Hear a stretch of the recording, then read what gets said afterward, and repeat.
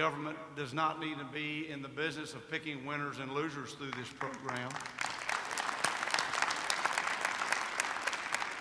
I think our better approach would be to lower our business tax to where that is the welcoming format to bring jobs into Texas so they know they're going to be treated fairly when they get here.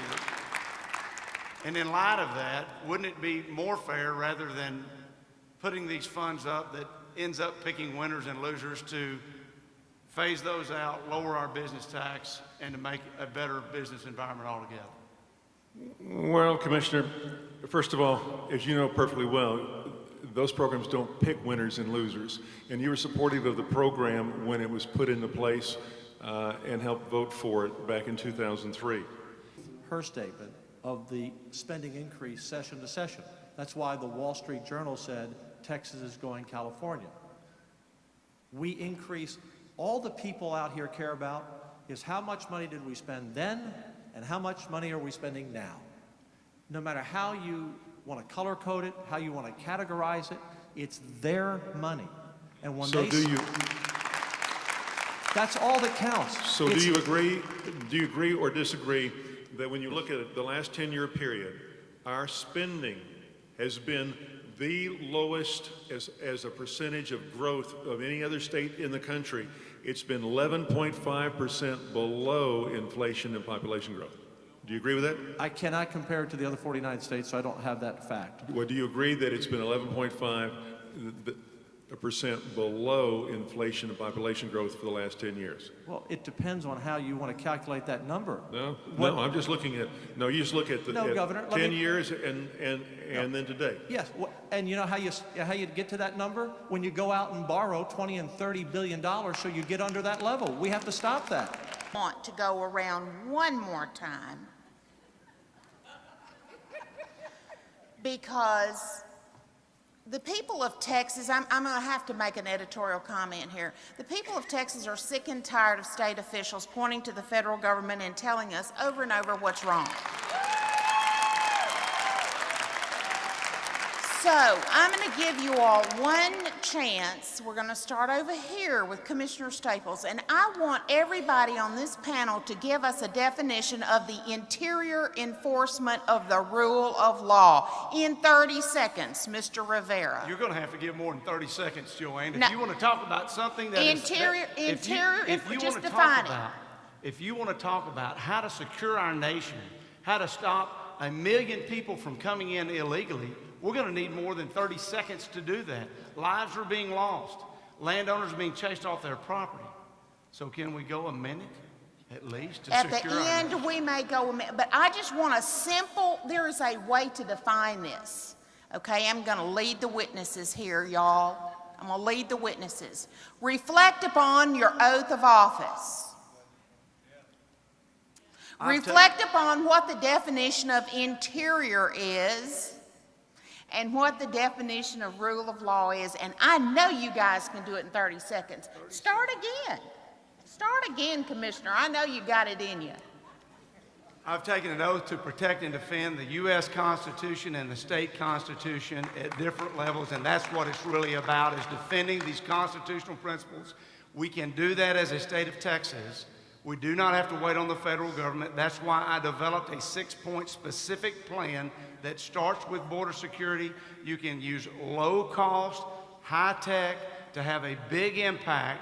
We are a reactionary force today. We need to be proactive in developing that strategy. See there. Okay, Senator Patrick, define interior enforcement of the rule of law. Well, there's a lot of things we can do. I, too, took an oath. I took an oath as a Marine to uphold and defend the Constitution of the United States against all enemies, foreign and domestic. I took an oath as a state senator.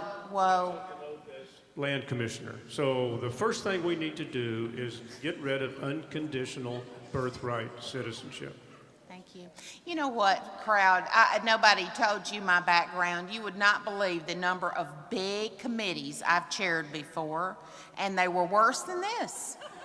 So now I'm very, very patient. So now let me go again.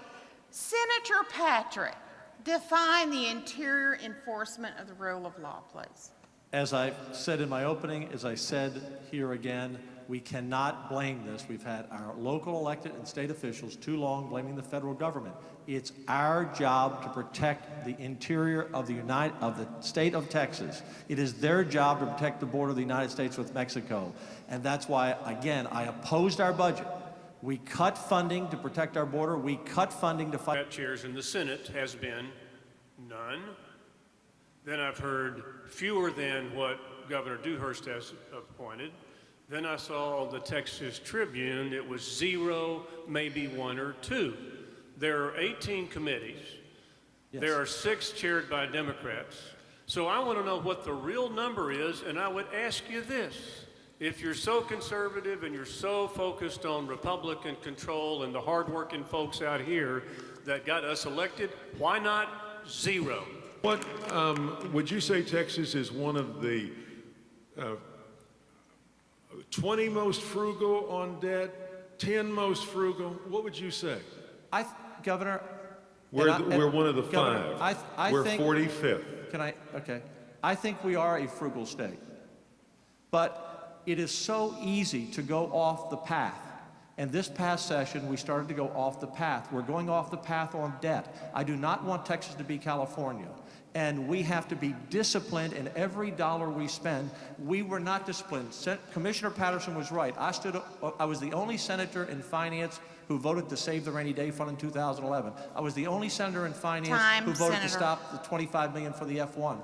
You supported all those issues. We have to be disciplined. Senator, time. I'm sorry. Okay. Commissioner Staples, you get to now ask Senator Patrick your question. Senator, you just said you're the only senator that voted to save the rainy day fund. You do a really good job creating the impression that you're watching the spending. And we Texans expect that. Texans expect people to cut our spending and to hold it tight to the vest. And yet you voted to empty the rainy day fund earlier in the session and spend $6 billion that would have essentially wiped out the rainy day fund for several different purposes. But then here tonight, you're critical of the budget, you're talking a big game on the budget process, but you yourself voted for a $6 billion expenditure out of the rainy day fund. So I'm trying to recognize that in light of authentic conservative leadership and how that balances out, because I just like that reconcile. The people, and I appreciate this is an interesting format. And by the way, I didn't mean to point, I apologize. But I just wanted to be sure people knew that Senator Birdwell and I did try to end in-state tuition. We lost, but we tried.